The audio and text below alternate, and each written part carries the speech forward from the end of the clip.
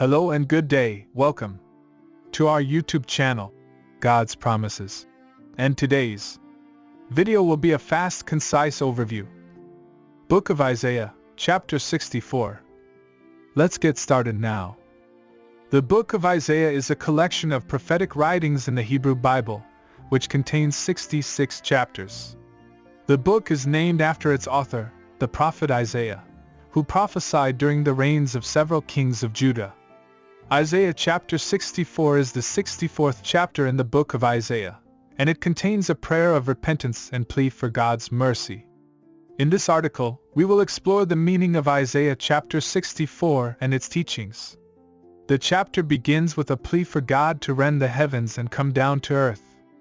The speaker asks God to show his power and might, as he did in the past, by causing mountains to quake and nations to tremble.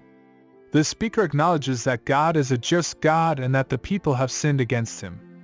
They have strayed from his ways, and their sins have caused them to be separated from God. They recognize that they cannot save themselves and that they need God's mercy and forgiveness. The speaker then goes on to describe the people's righteous deeds as filthy rags before God. They have no righteousness of their own to offer to God, and they acknowledge their complete dependence on him.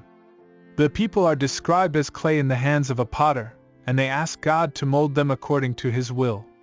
The speaker pleads for God to not be angry with them forever and to remember that they are his people. The chapter ends with a plea for God to show mercy and to not withhold his love and compassion from the people. The speaker acknowledges that God is their Father and their Redeemer, and they plead with him to have mercy on his people. The teaching and application of Isaiah chapter 64 can be summarized as follows. We need to acknowledge our sin and our complete dependence on God for salvation. The people in this chapter recognize that their sins have separated them from God, and they acknowledge that they cannot save themselves. We too must recognize that we are sinners and that we need God's mercy and forgiveness. Our righteous deeds are as filthy rags before God. The people in this chapter recognize that their own righteousness is not enough to please God. Our good deeds cannot save us, and we need to rely on God's grace and mercy. We need to submit to God's will and allow him to mold us. The people in this chapter recognize that they are like clay in the hands of a potter, and they ask God to mold them according to his will. We too need to submit to God's will and allow him to shape us into the people he wants us to be.